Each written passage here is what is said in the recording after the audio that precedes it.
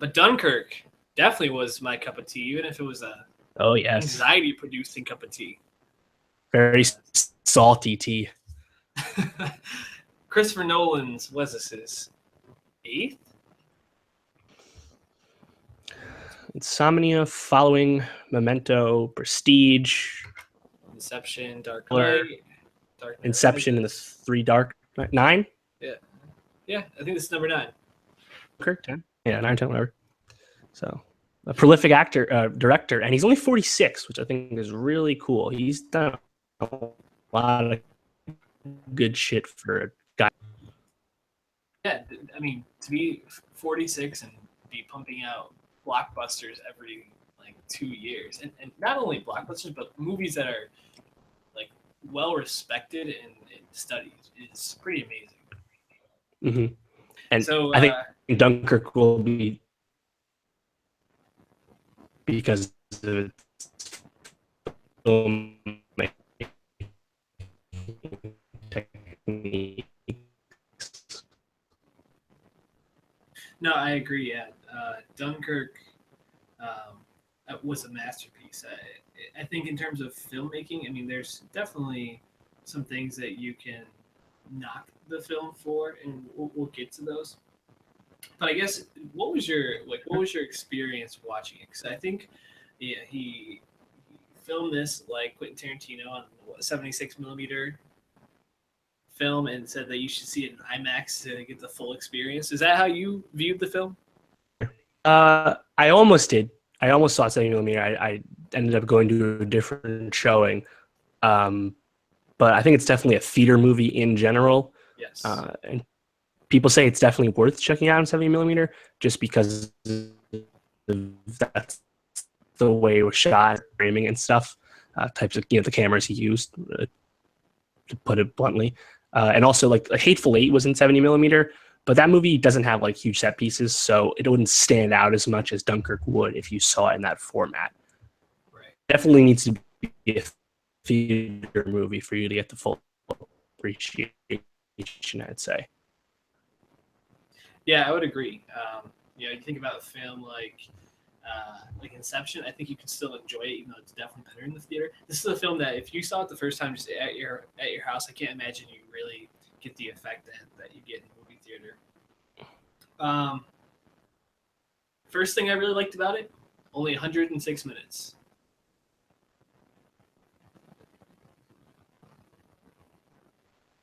Yeah, a relatively straightforward film, but yeah, it's shorter. Yeah. It's not. What was it? Was Interstellar was over 2.5 hours? Very, very long. Yeah. Straight to the point. Didn't waste much time. No, definitely not. I guess maybe the thing I wanted to ask you was there were a lot of parts about this movie, like a lot of moments that stick with me. What would you say is the part that probably comes to mind when you think about this movie the most? Let's see. I mean, yeah, right. There's a lot of moments. I think the first of English soldiers are walking, seeing and then they're gonna die if they don't surrender. Abandoned town of Dunkirk. Most of them get gunned down. Our lead survives, and then the French almost shoot him. Like that whole scene I thought was like, incredible, and really almost any of the scenes and tension and keeps attention. So yes. When you're watching, your heart's racing, and he still is able to build so much suspense out of it. Yeah, I totally agree. The tension part, I think, is key. And, I mean, obviously, Christopher Nolan relies on Hans Zimmer a lot, in I think almost every movie, to help him create the feeling he wants. But throughout this whole movie, it was almost like you were actually in the scene. Like there was a scene. The scene that sticks out to me the most is when the second pilot, or the pilot that's not Tom Hardy, I forgot what his name is. Yeah.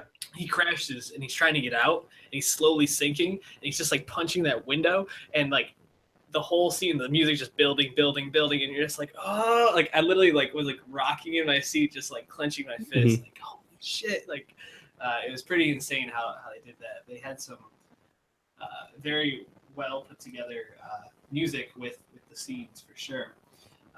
If you had to pick one performance, acting performance, who would you choose from this film? I think Mark Rylance is for Best Supporting Actor nomination easily. He has that one moment where he raises his voice on the boat, and I'm like, oh, that's his reel. That's what they'll show at the Oscars. Write it down. There's no running from this, son. You can't. The movie isn't as good without him. Let's put it that way. Like what his presence brings to the movie, I think, was the most important aspect. We all like Tom Hardy, but I think any good actor could have been that pilot and done just fine. Yeah, definitely. I would definitely agree. Rylance is the MVP for me, but Fionn Whitehead, man, he was fucking great. He was good, yeah. All the young, even Harry Styles really impressed me. I mean, they say he earned the role. No one picked him out because he tried out and was the best choice in his eyes. So, but yeah, I was really surprised. Like Harry almost had like a little range, like towards the end where he, gets all fired up. I was pretty surprised. But yeah, Whitehead and does a lot for a character that doesn't speak a whole lot. There's not a lot of dialogue in this movie in general. No. Yeah, and that's actually one of the knocks on the movie is that there's not a lot of character development in the movie. But I think that actually makes sense for the kind of movie that Nolan was trying to make. It wasn't necessarily about one person. It was about overall, like these 400 people on a beach and how the fuck they're going to get them out of there. Yeah, exactly. 400,000 British guys hoping they don't get bombed to death. I mean, I don't think I'm any one person. It's more about just the, visceral experience and the sheer terror everyone's feeling. Yeah. One of the performances that I think probably gets a lot of play and deservedly so is Branagh, just on that dock the whole time on that pier. But the way he says it looks like home when he's looking at the binoculars and all those like civilian boats with a little tear coming in his eye, like only Branagh can really like give that line. So wait, I guess I want to ask, do you think it's Nolan's best movie? Yeah, so a lot of sites were putting it as his best or almost his best. I think for the average viewer and probably average critic as a result, this is one of his more accessible movies because it's so straightforward and because it's a filmmaking masterpiece, as we've been getting at with the sound direction and the shooting and the all the technical aspects. There's so much to like about it, and it's also not like so bogged down in its themes, in its like grand ideas like an Inception or an Interstellar is. I still like Inception more. I just think like critics of Nolan call his fanboys like Nolanoids because they just you gotta get hard to understand. It's just follow along, and I don't think that Nolan's movies have ever been to follow per se. That being said, I can totally understand if you think Dunkirk is his best movie, and a big part of that would be because it's to follow. If that makes sense. No, it definitely makes sense. How do you feel like the confusing aspects of it, fact weighing of all his various movies? Well,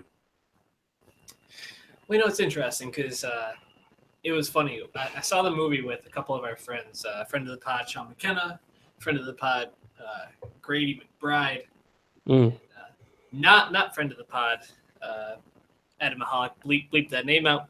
Bleep that out.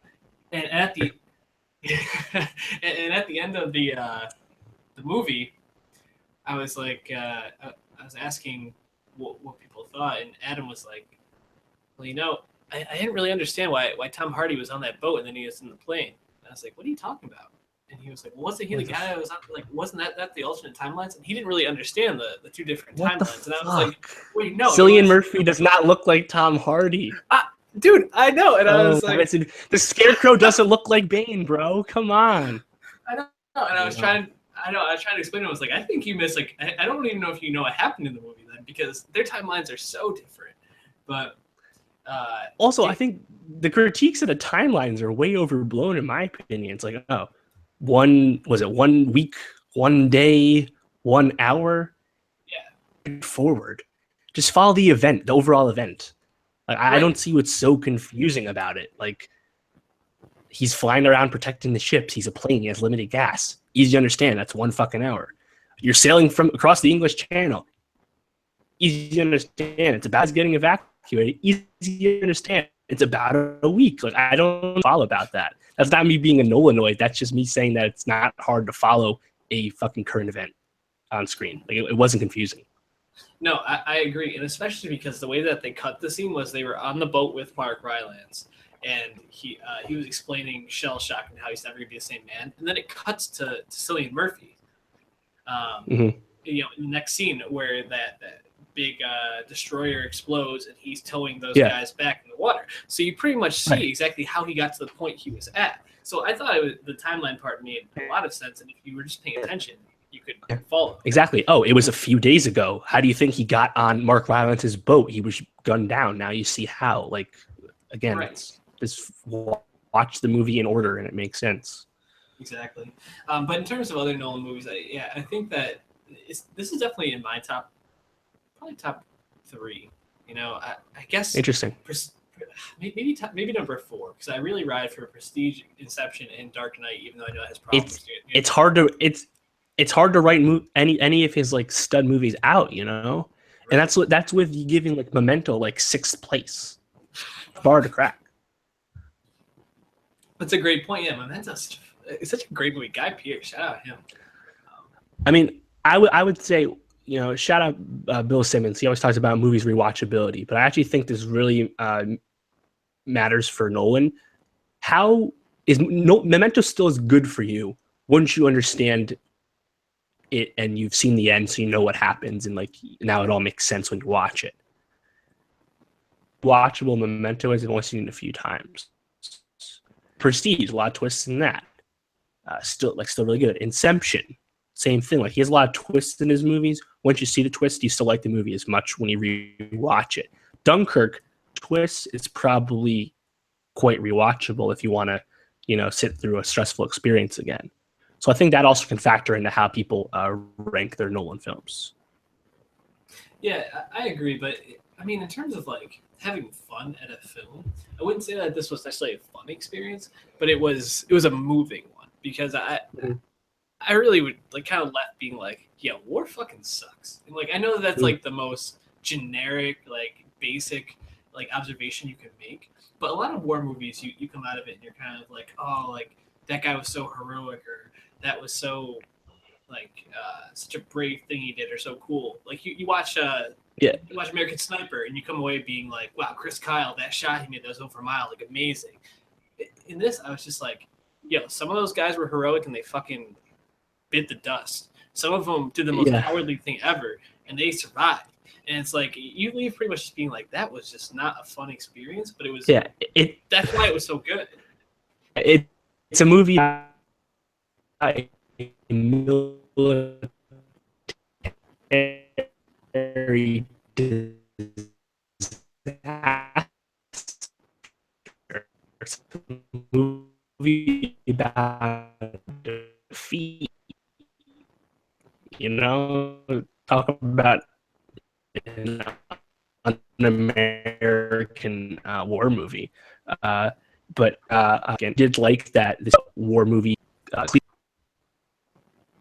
didn't get the strategy meeting what's going on. You know, a lot of the war film cliches, which I think was nice. Yeah, like no one's out there. So I cut it out. I missed a little bit of what you were saying, but you know I think one of the things that you touched on was that this tropes a lot of the classic American war movies, which I think is a great point.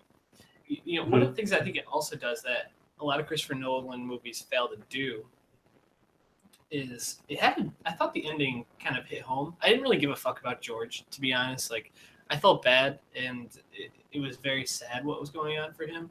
I thought that was more about his friend than about George, actually. What did you think of the ending? Because a lot of Nolan movies, people say, have a lot of problems. So what was your take on the ending? Uh, yeah, that's a good point because we know how the movie ends. So how is the movie actually going to end? Like Right. the story itself. And yeah, I think it kind of being like cheery and about how the English people treated everyone when they got back, I think was a nice point to follow. And also the brief bit of closure you get for Tom Hardy's character, I thought was actually really strong. I So agree. yeah, overall, I thought it ended well, and it didn't have any like huge narrative to finish off. So it was, his other movies. Yeah, I agree. And I think using Churchill, a lot of people are kind of like, I don't know if that was the right move. I think it actually fits what Nolan's trying to get across perfectly, that this was a battle that was fought basically by like teenage boys and young men. But the people that saved them were the people who weren't actually soldiers. Like, they made some of the biggest differences in this. And Churchill basically in his speech was talking about how the country as a whole carries on, not just the army. So I thought it was a really great ending by Nolan. Something that he sometimes doesn't always take the landing, but this one definitely did. Also, I know that you tweeted this out, so if you follow Dave at Martin Swagger, um, go to his timeline and check out the link for the Inception piece that Chris Ryan wrote, because I thought that piece was phenomenal. Um, and one of the most interesting looks at Inception as a film that I've ever read. Um, Definitely recommend it. Any last thoughts on Dunkirk, Dave?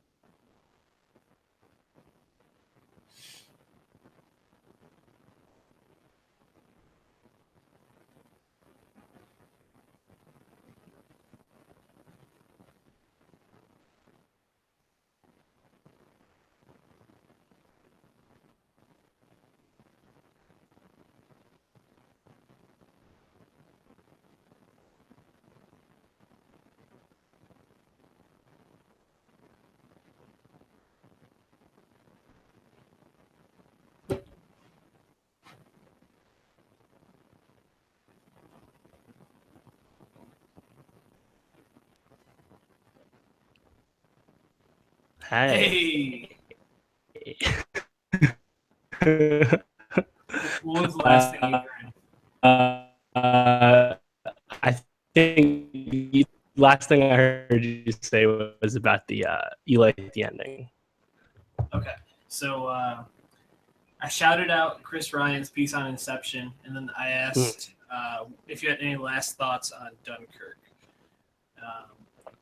You want me to just like re-say that part? We can start from here. sure. All right. You want to do a clap?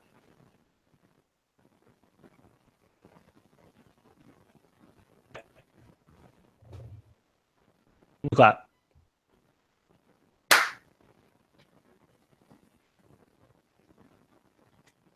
Cool. So, one of the things I encourage everybody to do is go to Dave's timeline at Martin Swagger and look for a article he tweeted out by Chris Ryan from The Ringer. Uh, it's a really introspective and really interesting look at Inception as a movie and kind of what it means in the Nolan verse. So definitely, I really recommend that reading. Dave, any last thoughts on Dunkirk? Anything that you would suggest to viewers? Will you see this movie again?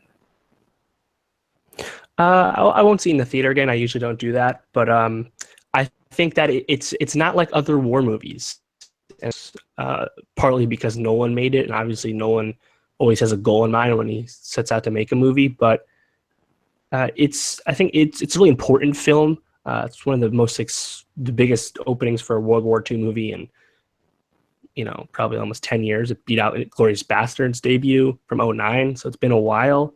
But yeah, great performance, short, really emotional, really great theater movie. So again, as you've heard, we really don't have anything bad to say about it. No, yeah, I agree with everything you said. Definitely check it out in the theater. If you're having any reservations or on the fence, just go. You won't regret seeing this thing on the big screen and with a good sound system.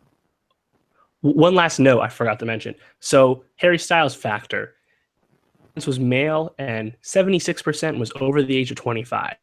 So Harry Styles did not drive major movie-going tickets compared to the overall audience. Good. Food for thought. Yeah. Harry Styles, he pleasantly surprised me. So definitely, I think his solo career or his move away from One Direction is going pretty well.